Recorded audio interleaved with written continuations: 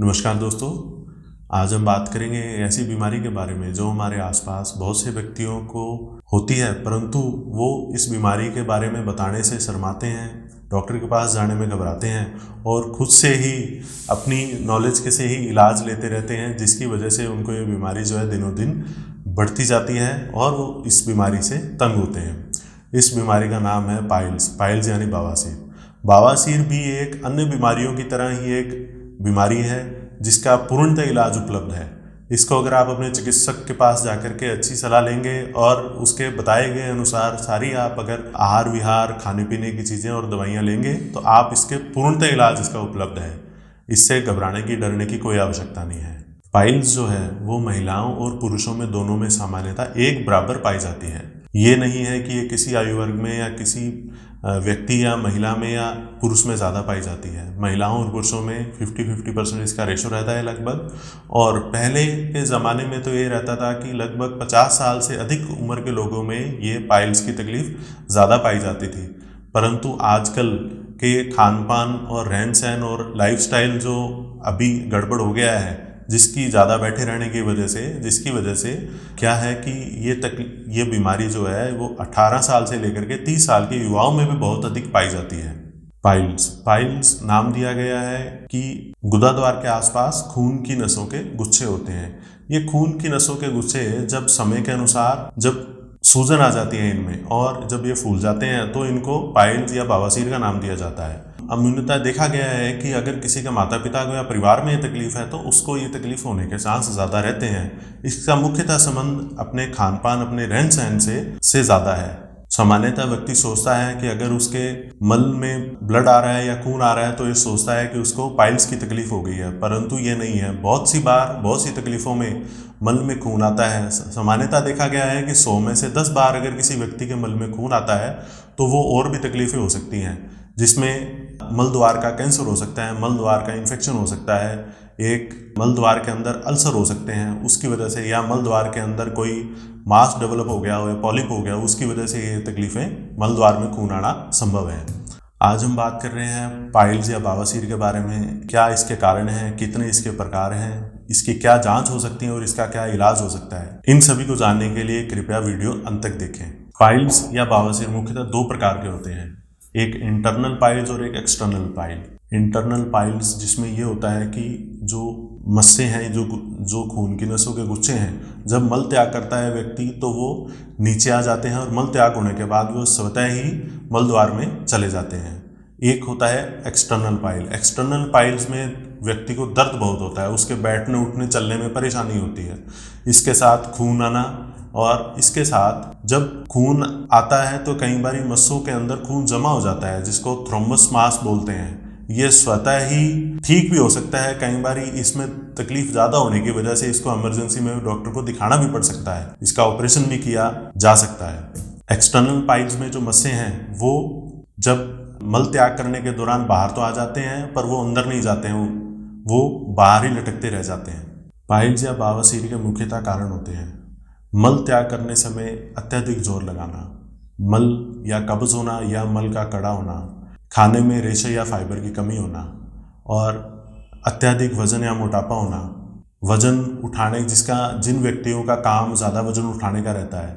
इसके अलावा आजकल के समय में युवाओं में प्रचलन है कि वो शौच जाते समय बाथरूम में मोबाइल या अखबार लेके जाते हैं, जिससे उनको ज़्यादा समय लगता है शौच करते समय। ज़्यादा समय अगर उनको शौच करते लगता है तो वो ज़ोर लगाते हैं। ज़ोर लगाने से जो खून की नसों के गुच्छे हैं वो नीचे लटक जाते हैं, वो पाइल्स होने का कारण बनते हैं। जब रोगी ये सब लक्षण लेके चिकित्सक के पास जाता है तो चिकित्सक ये तय करने के लिए कि उसको बवासीर है कि नहीं, विभिन्न प्रकार की जांचें करता है, जिसमें एक सीबीसी होता है। जैसे मान लीजिए कि बवासीर के अंदर ब्लड निकलता है, ब्लड निकलने की वजह से पेशेंट में खून की कमी हो जाती है। खून की कमी हो जाती है तो वो सब सीबीसी के अंदर अपने को पता लग जाता है। इसके अलावा उसके मल द्वार की जाँच करता है। मल द्वार के अंदर सूजन रहती है, खुजली आती है उसे पेशेंट को, और उसके अलावा वहाँ पर मवाद भी मिल सकती है। चिकित्सक जो है व्यक्ति के मल द्वार के अंदर उंगली घुमा के देखता है। अगर उंगली घुमाने के दौरान उसे अंदर कुछ मस्से फील होते हैं तो वो इससे निर्णय ले सकता है। अगर मस्सों में दर्द हो रहा हो तो चिकित्सक उसका प्रोक्टोस्कोप से एग्जामिनेशन करता है। और अगर मस्सों में दर्द नहीं हो रहा हो और चिकित्सक को लगे कि उसे और एग्जामिनेशन करना है तो इसमें मल द्वार में कैमरा डाल के सिग्माइडोस्कोपी या कोलोनोस्कोपी नाम की जांचें भी हो सकती हैं।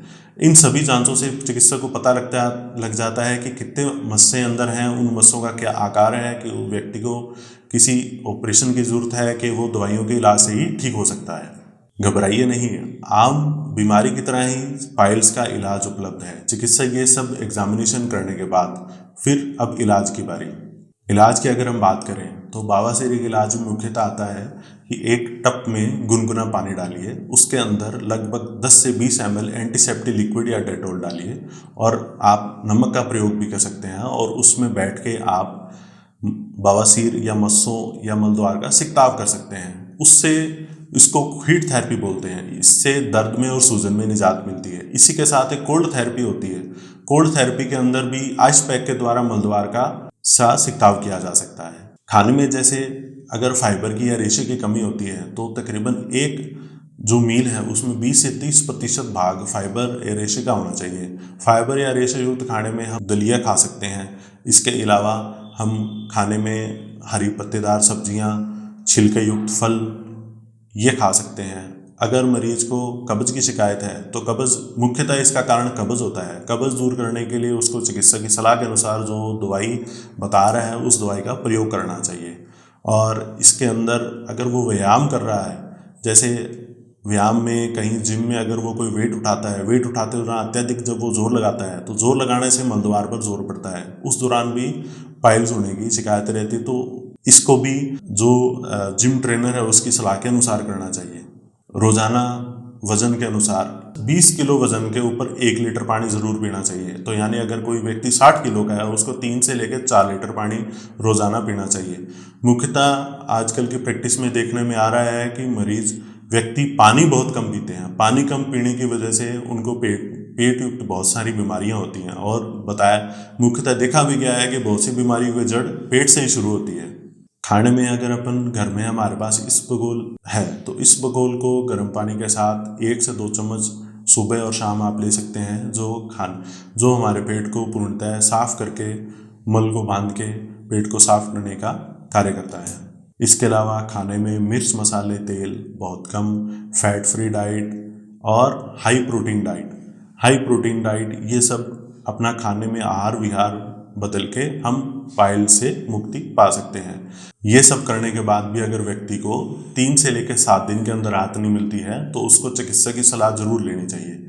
चिकित्सक की सलाह लेने से चिकित्सक आपको देख के बताएगा कि भाई व्यक्ति को किस तरीके की दिक्कत है, क्या उसको लक्षण आ रहे हैं, कितनी उसके प्रकार हैं। अगर उसको दिक्कत लगेगी दवाइयों से वो ठीक हो सकता है, नहीं ठीक हो सकता तो उसको आगे सर्जरी एडवाइजेबल की जा सकती है। योग में अगर मूलबद्ध आसन होता है, मूलबद्ध आसन से भी पाइल से मुक्ति पाई जा सकती है योगा के द्वारा। सामान्यतः देखा गया है कि व्यक्ति एक बार जब पाइल्स का ऑपरेशन करा लेता है तो उसको कुछ समय बाद वापस ये तकलीफ हो जाती है। इसका कारण होता है कि मरीज जब एक बार वो ऑपरेशन कराता है तब तो वो खाने पीने की और अपने रहन सहन का ध्यान रखता है, और अगर वो खाने पीने रहन सहन का ध्यान नहीं रखेगा तो ये तकलीफ बार बार होती रहेगी उसे।